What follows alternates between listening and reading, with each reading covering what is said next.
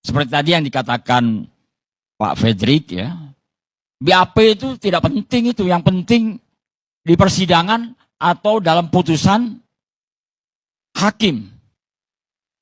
Semua itu penting. Karena BAP ini bagian dari penanganan suatu peristiwa. Ya. Itu yang disebut jangan memenggal cerita dalam peristiwa. Kalau ini dipenggal, nanti akan bias. Dan konklusinya pasti tidak valid. Jangan sering kita itu mendasarkan suatu peristiwa itu menjadi nanti suatu fakta. Fakta sendiri saja itu ditolak ketika pembuktian terhadap fakta itu tidak sesuai. Maka fakta itu tidak menjadi fakta hukum. Bagaimana harus dilakukan scientific crime investigation terhadap kasus Vina ini. Oh ternyata dari awal penanganan kasus ini menurut pengakuan Dede, dia itu tidak paham sama sekali, tidak mengerti peristiwa itu. Dari pengakuan Dede ini, saya bisa menyatakan bahwa ada unprofesional di sini. Unprofesional itu orang yang tidak melakukan standar-standar peraturan di dalam organisasi atau profesinya. Kemudian mengapa dari unprofesional ini lalu bisa katakanlah P21? Karena ini kan criminal justice system. Berarti ada subsistem di situ. Di Indonesia yang mulai dari proses penyelidikan, penyidikan, kewenangan penyidik, polisi dalam hal ini. Kemudian nanti kewenangan dari penuntut umum, lalu pengadilan, hakim di situ, dan advokat. Yang sering saya katakan advokat itu lebih berfungsi sebagai penegak kebenaran. Sementara penyidik, penuntut umum itu sebagai penegak hukum. Dan hakim, dia penegak hukum dan keadilan.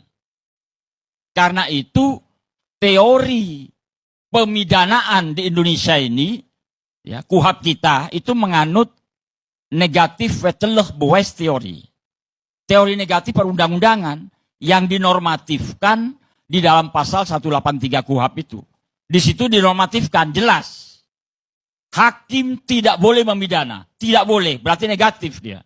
Hakim tidak boleh memidana, kecuali setidak-tidaknya berdasarkan dua alat bukti yang sah. Dan hakim yakin bahwa terdakwalah yang bersalah dan melakukan tindak pidana itu. Apabila subsistem satu melakukan kesalahan-kesalahan dalam tanda petik, apakah itu disengaja atau tidak, apakah itu unprofesional atau tidak profesional, itu akan mempengaruhi pada subsistem berikutnya. Karena kita sistem peradilan pidana. Saya ingat ini ya, sabda Rasul ya. Ini penting bagi aparat penegak hukum semua. 2 dari 3 hakim masuk neraka. Berarti hanya sedikit yang masuk surga. Itu dulu tahun 600 Masehi lah Rasulullah menyampaikan itu. Dalam konteks kekinian bisa saja sabda Rasul itu dimaknakan 2 dari 3 penegak hukum masuk neraka. Termasuk advokat ini. Advokatnya, penyidiknya, penuntut umumnya, hakimnya. Itu sudah dinas oleh Rasul. Tetapi advokat, penyidik, penuntut umum, hakim adalah pekerjaan yang mulia. Ketika itu dilaksanakan dengan baik dan benar serta etis. Hakim terlebih-lebih. Makanya hakim disebut yang mulia. Karena dia selain menegakkan hukum harus menegakkan keadilan. Karena dia dan, bukan atau. Itulah tugas hakim. Jadi yang mulia dia. Maka disebut wakil Tuhan di muka bumi ini. Sistem peradilan pidana harus dipandu oleh etika.